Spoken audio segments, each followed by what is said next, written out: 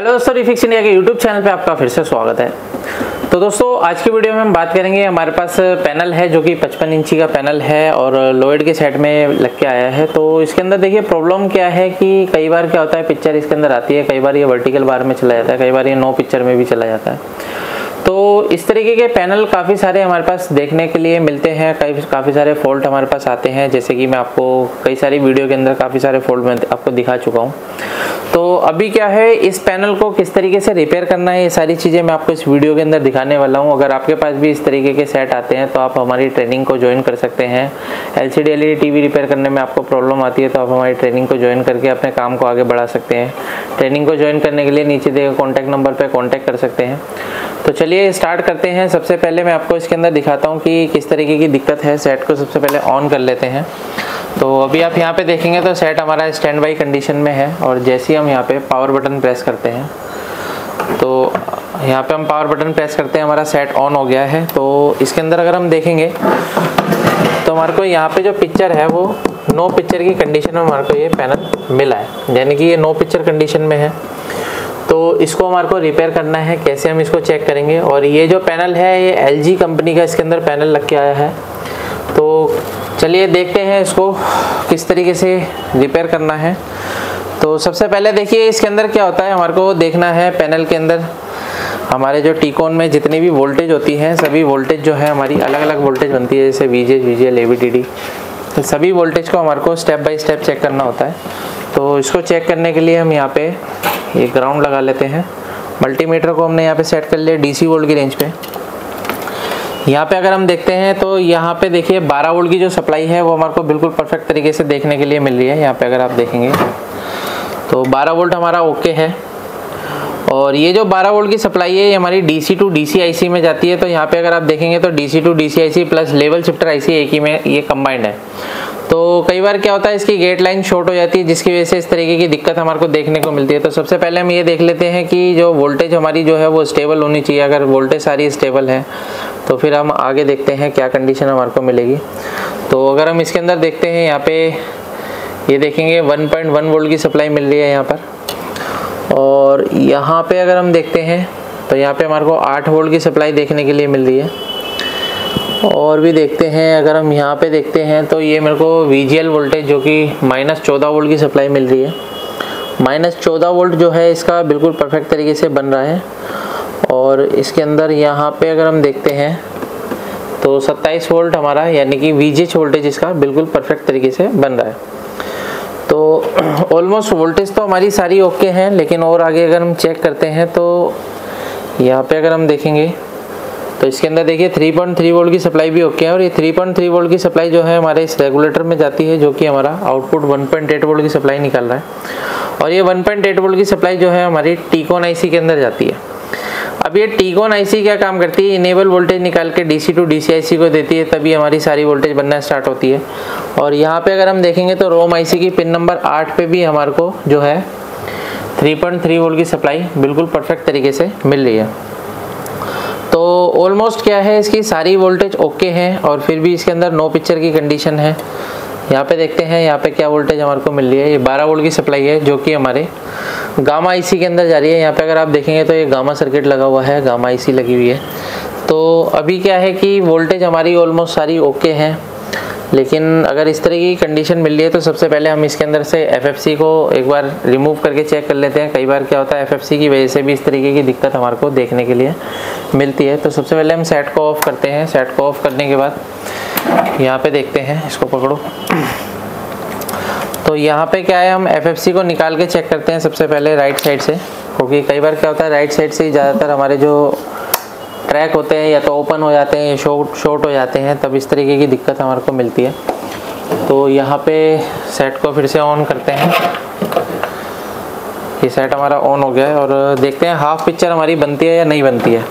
तो अगर आप यहाँ पे देखेंगे तो हाफ पिक्चर में देखिए यहाँ पे तो हमारे को वाइट जो है डिस्प्ले दिखाई दे रही है, और जहाँ पे हमने FFC लगा रखा है वहाँ पे जो है हमारे को कुछ भी नहीं मिल रहा है, यानी कि यहाँ पे नो पिक्चर कंडीशन है। तो अभी इसको हम चेंज करके देखते हैं। तो चेंज करने के लिए सेट को फिर से ऑफ करते हैं और यहाँ पे हम इसकी FFC को लगाता हूँ मैं। ये देखिए यहाँ पे हमने FFC को लगा दिया। और यहाँ की साइड से हम इसको निकाल देते हैं इस तरीके से। सेट को ऑन करते हैं। ऑन करने के बाद फिर से अगर देखते हैं क्या कंडीशन रहती है।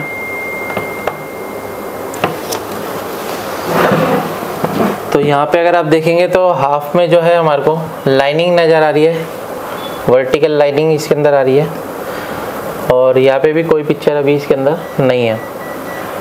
तो यहाँ पे अगर हम देखेंगे तो हल्का सा हमारे को यहाँ पे ग्राफिक्स चलता हुआ दिखाई दे रहा है, जो कि वर्टिकल बार में ही यहाँ पे चल रहा था। तो अभी क्या है कि अगर इस तरीके की दिक्कतें आती हैं तो इनको कैसे चेक करना है, तो ये चीज़ें इस वीडियो के अंदर अगर आप सीखते हैं तो आगे काम कर सकते हैं। लेकिन क्या होता है कि आपको पूरा प्रॉपर पता होना चाहिए कि पैनल किस तरीके से काम करता है। ज़्यादातर टेक्नीशियन जो होते हैं वो पैनल के अंदर ज़्यादा फंसते हैं और पैनल को रिपेयर करना उनके लिए एक टास्क हो जाता है। तो फिलहाल क्या है, पैनल को अगर आप रिपेयर करने की पूरी कंप्लीट ट्रेनिंग लेते हैं तभी आप प्रॉपर तरीके से आगे काम कर पाएंगे। तो अभी हम इसके अंदर और भी चीज़ें देख लेते हैं। इसकी हम दूसरी FFC भी लगाते हैं वापस से, और सभी वोल्टेज वगैरह हम चेक करते हैं और उसके बाद देखते हैं क्या कंडीशन इसके अंदर रहने वाली है। तो यहाँ पे क्या है, मैं इसको वापस से जोड़ लेता हूँ और यहाँ पे हमने इसको ग्राउंड में लगा लिया। यहाँ पे देखते हैं क्या कंडीशन मिलती है। सेट को फिर से ऑन करते हैं और पावर बटन प्रेस करते हैं। सेट हमारा ऑन हो गया। तो देखिए दोस्तों, यहाँ पे क्या है कि जो हमारे सभी वोल्टेज और सिग्नल है वो कोने कोने की साइड चल जाते हैं, जैसे जिसके हम बोलते हैं गेट लाइन। तो अगर आप यहाँ पे देखेंगे तो यहाँ पे हमारी गेट लाइन है, और गेट लाइन के अंदर अगर आप यहाँ पे देखेंगे तो ये हमारे जो है गामा के सिग्नल जो है वो इनपुट हो रहे हैं। और यहाँ पे अगर हम देखेंगे तो यहाँ से हमारे जो है गेट सिग्नल इनपुट हो रहे हैं, यानी कि ये जो पैनल है हमारा GIP पैनल है, और GIP पैनल के अंदर हमारी जो गेट सिग्नल होते हैं वो इसके अंदर इनपुट हो रहे हैं।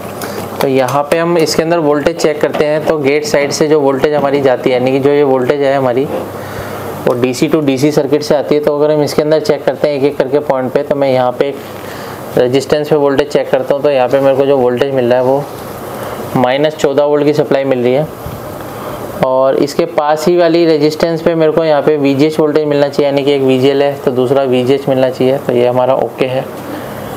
यहाँ पे अगर आप देखेंगे तो ये जो वोल्टेज है हमारी फ्लिप फ्लॉप हो रही है। यहाँ पे हमारी वोल्टेज जो है फ्लिप फ्लॉप हो रही है। और आगे और देखते हैं तो यहाँ पे हमारे को जो है -1 वोल्ट की सप्लाई मिल रही है, लेकिन यहाँ पे जो है हमारे को वोल्टेज जो है यहाँ पे हमारे को मिलना चाहिए VGH, क्योंकि एक साइड पे VGL मिल रहा है तो दूसरी साइड पे हमारे को VGH मिलना चाहिए। लेकिन यहाँ पे अगर हम देख रहे हैं तो यहाँ पे भी हमारे को VGL वोल्टेज देखने के लिए मिल रही है। तो इसका मतलब ये है कि हो सकता है कि यहाँ पे जो वोल्टेज है हमारी, जो VGH वोल्टेज हमारी यहाँ पे आनी चाहिए, वो वोल्टेज हमारी या तो मिसिंग है या फिर इंटरनली कोई ट्रैक ब्रेक है। तो सबसे पहले हम यहाँ से कनेक्शन देख लेते हैं, कनेक्शन कहाँ से आ रहा है। तो ये चीज़ हमारे को देखने के बाद पता लगेगा कि ये जो प्रॉपर कनेक्शन जो है ओपन है या किस कंडीशन में इस तरीके की दिक्कत हमारे को मिल रही है। तो सबसे पहले मल्टीमीटर को मैं लगा लेता हूँ, यहाँ पे मैं लगा लेता हूँ कंटिन्यूटी पॉइंट पे, और यहाँ से हमारे को कनेक्शन चेक करना पड़ेगा स्टेप बाय स्टेप। तो कनेक्शन चेक करने के लिए सबसे पहले हम यहाँ पे देखते हैं। तो यहाँ पे इस रेजिस्टेंस पे हमारे को सबसे पहले इस पॉइंट पे रखना पड़ेगा, 1 2 3 तीसरे पॉइंट पे मेरे को यहाँ पे ये रखना पड़ेगा। और यहाँ से हम चेक करेंगे कि हमारा जो ट्रैक है वो कहाँ से आ रहा है। तो यहाँ पे देखेंगे तो इस कैपेसिटर से पॉइंट से हमारे पास जो वोल्टेज है यहाँ से हमारे को मिल रही है, यानी कि इस पॉइंट पे हमारे को VGH मिलना चाहिए। तो अगर आप यहाँ पे देखेंगे तो ये हमारा VGH का ही ट्रैक है, लेकिन यहाँ पे हमारे को VGH वोल्टेज जो है वो नहीं मिल रही है। तो अगर हम देखते हैं सेट को दोबारा से ऑन करके, तो डायरेक्ट हम यहाँ पे वोल्टेज चेक करते हैं, क्योंकि कनेक्शन डायरेक्ट यहाँ पर आ रहा है इस PF पर। तो PF पे अगर हम वोल्टेज चेक करते हैं सेट को ऑन करके, हम देखेंगे तो यहाँ पे जो वोल्टेज आ रहा है हमारा -15 वोल्ट की सप्लाई मेरे को यहाँ पे देखने के लिए मिल रही है। अब ये जो वोल्टेज है देखिए दोस्तों, यहाँ पे जो वोल्टेज है ये हमारी रिटर्न वोल्टेज आती है, यानी कि जो पैनल से रिटर्न वोल्टेज आ रही है। या तो यहाँ पे जो है कोई इंटरनल ट्रैक ब्रेक है जिसकी वजह से इस तरीके की दिक्कत मिल रही है। तो अगर हम यहाँ पे देखते हैं तो इस PF पे हमारे को क्या वोल्टेज मिल रही है यहाँ पे हम देखेंगे। यहाँ पे हमारे को 27 वोल्ट की सप्लाई मिल रही है, यानी कि यहाँ पे VGH वोल्टेज हमारे को परफेक्ट तरीके से मिल रहा है। तो इस VGH से उठा के अगर हम इस पॉइंट पर लगा के देखते हैं, VGH दे के देखते हैं क्या कंडीशन हमारे को मिलने वाली है।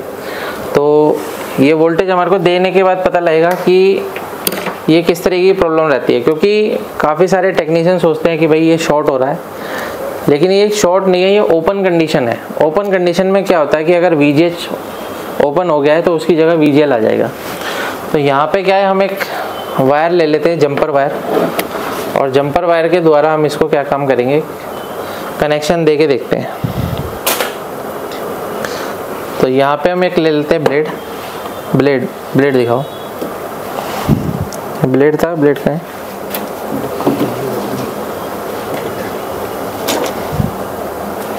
तो यहाँ पे क्या है कि यहाँ पे अभी मेरे को एक जंपर लगाना पड़ेगा। तो जंपर लगाने के लिए सबसे पहले हम यहाँ से इसको जो है इस तरीके से एक पॉइंट के द्वारा हम इस पर जंपर लगाएंगे। तो जंपर जब भी लगाते हैं दोस्तों, हमारे को क्या है, बिल्कुल फिनिशिंग से जंपर लगाना होता है, क्योंकि जब भी हम काम करते हैं पैनल पे तो आपको बिल्कुल फिनिशिंग से काम करना है। अगर पैनल पे आप थोड़ा सा अगर हम दूसरे तरीके से काम करते हैं तो कई बार शॉर्टिंग भी हो जाती है, आपकी DC to DC IC जल भी सकती है। तो यहाँ पे क्या है, इसको हम जोड़ लेते हैं इस तरीके से।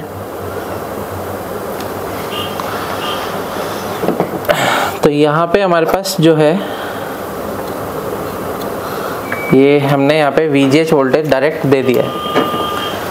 तो VGH वोल्टेज डायरेक्ट देने के बाद अगर हम देखते हैं कि हमारी जो वोल्टेज है यहाँ पे VGH रहती है या फिर यहाँ पे भी VGL आ जाती है, तो ये चीज़ हमारे को ऑन करने के बाद पता लगेगा। सेट को वोल्टेज रेंज पे हमने मल्टीमीटर को सेट कर लिया है, सेट को ऑन करते हैं।